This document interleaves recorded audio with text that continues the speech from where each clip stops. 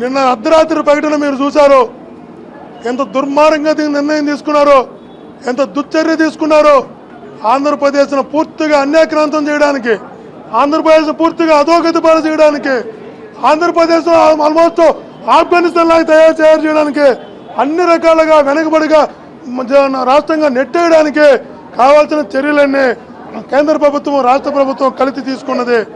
పెద్దలారా, ఈ రాష్ట్ర ప్రజలకు విజ్ఞప్తి చేస్తున్న చంద్రబాబు నాయుడు గారు వ్యక్తిగత ప్రయోజనం కోసం, వ్యక్తిగత స్వార్థం కోసం, తన ఆర్థికంగా లబ్ధి చేకూర్చుకోవడం కోసం రాష్ట్ర ప్రయోజనాలను తాకట్టు పెట్టినటువంటి తీరు బాధాకరం.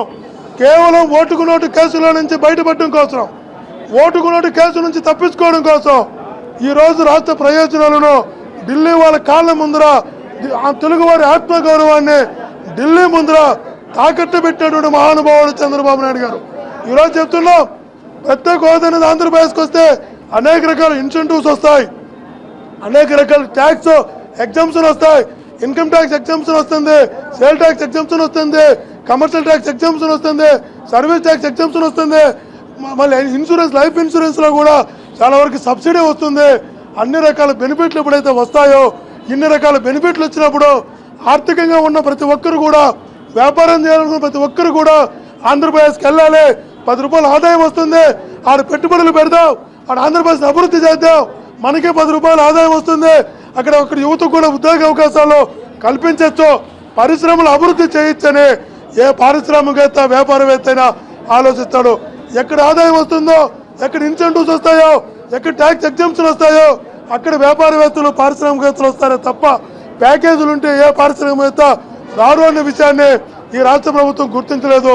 కేవలం ఆ రోజు హిమాచల్ ప్రదేశ్లో ఒక స్పెషల్ స్ట్రాటజీ ఇస్తే కేవలం 3-4 సంవత్సరాల్లో సుమారుగా 14,000 కంపెనీలు వచ్చాయి.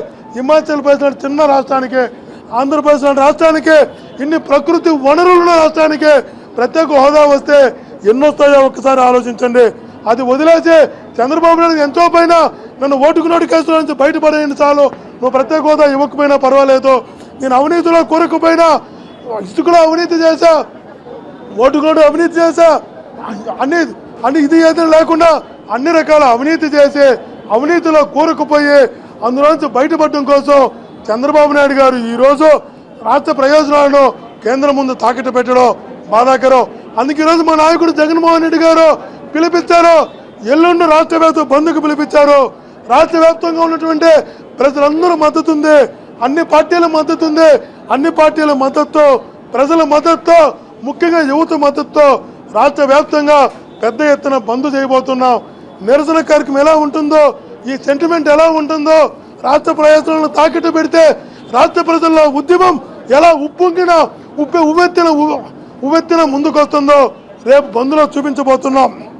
అందుకే ఈరోజు అసెంబ్లీలో కూడా మేము తన మాట్లాడాలని నోటీస్ ఇవ్వడం జరిగింది. ఆ నోటీసును కూడా మాట్లాడడానికి కూడా అవకాశం ఇవ్వకుండా తిరస్కరించడం బాధాకరం. సాక్షాత్ ప్రతిపక్ష నాయకుడు గారు మాట్లాడతానంటే 30 సెకండ్లు కూడా మైక్ ఇవ్వలేదు. అదే నిన్న లేక మొన్న ఎమ్మెల్యే అయినటువంటి వాళ్ళు, ఏమీ తెలియనటువంటి వాళ్ళు, సబ్జెక్టు మీద అవగాహన లేనటువంటి వాళ్ళు, అనేక రకాల రాష్ట్రాన్ని మోసం చేస్తున్నటువంటి వాళ్ళు గంటలు మాట్లాడే అవకాశం అసెంబ్లీలో ఇచ్చి మమ్మల్ని తిట్టించడానికి గంటలు మైకిస్తారా? అదే రాష్ట్ర ప్రయోజనాల కోసం జగన్మోహన్ గారు మాట్లాడతానంటే 1 నిమిషం కూడా మైక్ ఇవ్వరా? ఇది ఎక్కడ ప్రజాస్వామ్యం? ఇదేంది అన్యాయం? మాకు అర్థం కావడం లేదు. ఒక క్యాబినెట్ హోదా ఉన్నటువంటి వ్యక్తి, ముఖ్యమంత్రి తర్వాత ఈ రాష్ట్రంలో ముఖ్యమైన వ్యక్తి మాట్లాడడానికి 30 సెకండ్లు కూడా మైక్ ఇవ్వకపోవడం, అది రాష్ట్ర ప్రయోజనాలకు సంబంధించినటువంటి ముఖ్యమైన అంశం పైన కూడా మాట్లాడడానికి అవకాశం ఇవ్వకపోవడం నిజంగా మంచి పద్ధతి కాదు అని కూడా విజ్ఞప్తి చేస్తున్నాం. ఒకటే మీకు తెలియజేస్తున్నాం, వైఎస్ఆర్ కాంగ్రెస్ పార్టీ మొట్టమొదటి నుంచి కూడా ప్రత్యేక హోదా కోసం పోరాటాలు చేస్తూనే ఉంది. జగన్మోహన్ రెడ్డి గారు ఆ రోజు ఆమన్యార్ దీక్ష గుంటూరులో చేసిన దగ్గర నుంచి, యువవేరు కార్యక్రమాలు జరిపిన దగ్గర నుంచి, పల్లెలో కార్యక్రమాలు తీసుకెళ్లిన దగ్గర నుంచి, గడపకు ఈ యొక్క అంశాన్ని తీసుకెళ్లిన దగ్గర నుంచి ప్రజల్లో కూడా ఉత్తేజపరుస్తున్నారు. ఈ రాష్ట్రంలో ముందుండే ప్రత్యేక హోదా కార్యక్రమం నడిపిస్తున్నటువంటి వైఎస్ఆర్ కాంగ్రెస్ పార్టీ ఈరోజు అసెంబ్లీ సాక్షిగా కూడా ప్రత్యేక హోదా ఇవ్వాల్సిందే అని మా గళాన్ని వినిపించడానికి ప్రయత్నం చేశాం. అసెంబ్లీలో ఖచ్చితంగా పట్టుబడతాం. ప్రత్యేక హోదా కన్నా మించినటువంటి అంశం ఏది రాష్ట్రానికి ఇప్పుడు ముఖ్యం కాదు. ఏ రకమైన అభివృద్ధి రాష్ట్రంలో జరగాలన్నా ప్రత్యేక హోదా రావాల్సిందే. కేంద్ర ప్రభుత్వం తూతూ అంటే వాళ్ళు మంత్రంగా ఇస్తుంటే తను అనుకుంటున్నాడు వీళ్ళు తానా అంటే వాళ్ళ తందానా, వాళ్ళ తానా అంటే ఇతను తందానా అంటున్నారు. ఒకటే మీ ద్వారా విజ్ఞప్తి చేస్తున్నాం, నిజంగా ప్రత్యేక హోదా కావాలని, ప్రత్యేక హోదా తేవాలని చంద్రబాబు నాయుడు గారికి చిత్తశుద్ధి ఉంటే, తెయ్యాలనే కసి ఉంటే ముందు నీ మంత్రులు ఇద్దరిని, కేంద్ర ప్రభుత్వం వాళ్ళిద్దరిని కూడా వెనక్కి పిలవండి. ఎక్కువ ఇద్దరు మంత్రులు కూడా బర్తరఫ్ చేసి బయటికి పంపండి. మీకు ఎందుకు ప్రత్యేక హోదా చూద్దాం.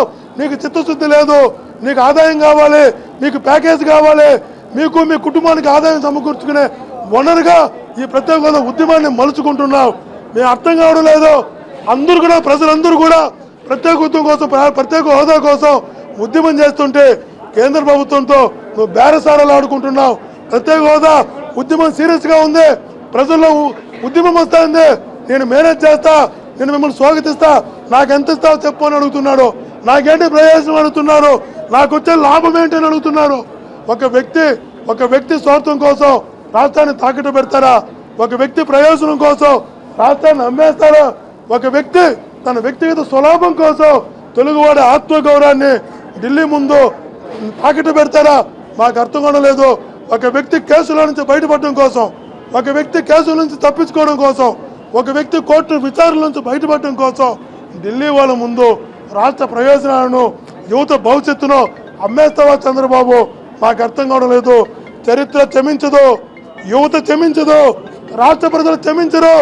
ఒకటి చెప్తున్నాం, ఆ రోజు అర్ధరాత్రి ప్రకటన చేయించినటువంటి కాంగ్రెస్ పార్టీ ఎమ్మెల్యే కాదు, ఎంపీ కాదు, జెడ్పీటీసీ ఎంపీపీ కాదు, సర్పంచ్ కాదు, వార్డు మెంబర్గా కూడా ఆంధ్రప్రదేశ్లో గెలవలేకుండా పోయిన విషయాన్ని గుర్తుంచుకో. నీకు అదే పరిస్థితి ఏర్పడుతుంది. ప్యాకేజీ అంటున్నావు. నువ్వు ప్యాకేజీలో కోరుకుంటే నేను ఈ రాష్ట్ర ప్రజలు ప్యాక్ చేస్తారనే విషయాన్ని గుర్తుంచుకో. శాశ్వతంగా రాజకీయాల నుంచి విరమించేలాగా, నిన్ను రాజకీయాల నుంచి తప్పించేలాగా, తెలుగుదేశం ప్రభుత్వాన్ని అధపాతాలను తొక్కేసేలాగా ఆంధ్రప్రదేశ్ ప్రజలు ప్యాక్ చేస్తారు మిమ్మల్ని. కాంగ్రెస్ పార్టీని ప్యాక్ చేసినట్టు మిమ్మల్ని ప్యాక్ చేసి బంగాళాఖాతంలో ఇసిరి వేస్తారు, రాజకీయ సమాధి చేస్తారు తెలుగుదేశం పార్టీని. ఇప్పటికైనా రాకపోతే తెలియజేస్తున్నాం. కేంద్ర ప్రభుత్వం కూడా నాటకాలు ఆడుతుంది. చంద్రబాబు నాయుడు గారు ఇచ్చినటువంటి చనువును, చంద్రబాబు నాయుడు వ్యక్తిగత స్వార్థాన్ని సలువుగా తీసుకొని, అలుసుగా తీసుకొని ఆంధ్రప్రదేశ్కి అన్యాయం చేస్తుంది. నరేంద్ర మోడీ గారు, వెంకయ్య నాయుడు గారు అందరూ కూడా ఆంధ్రప్రదేశ్ నిజంగా కూడా అధోగతి పాలు చేస్తున్నారు. 5 ఏళ్ళు కాదు 10 ఏళ్ళు ఇవ్వాలన్న వెంకయ్య నాయుడు గారు ఏ కలుగులో దాక్కున్నాడని అడుగుతున్నాం. తిరుపతి సాక్షిగా వచ్చి, వెంకన్న సాక్షిగా వచ్చి నరేంద్ర మోడీ గారు మమ్మల్ని అధికారంలోకి తెస్తే మేము ప్రత్యేక హోదా ఇస్తామని ప్రకటించినటువంటి నరేంద్ర మోడీ గారు ఆ మాటను ఎందుకు మరిచారు? భగవంతుడు సాక్షిగా, భగవంతుడు సన్నిధిలో ఇచ్చిన మాటని మీరు ఎందుకు ఉపసంహరించుకుంటున్నారు? మాకు అర్థం కావడం లేదు. కాబట్టి బీజేపీ, తెలుగుదేశం పార్టీలు ఆడుతున్నటువంటి ఈ దొంగ నాటకాన్ని, ఈ దొంగాటను ప్రజలు క్షమించాలనే విషయాన్ని కూడా మీ ద్వారా తెలియజేసుకుంటున్నా. ఒకటి మటుకు నిజం, ప్రత్యేక హోదా ఇచ్చేంత వరకు, ప్రత్యేక హోదా తెచ్చేంత వరకు వైఎస్ఆర్ కాంగ్రెస్ పార్టీ అన్ని పక్షాలను కలుపుకొని, అన్ని పార్టీలను కలుపుకొని, ప్రజలను కలుపుకొని, యువతతో కలుసుకొని పోరాటం చేస్తుంది.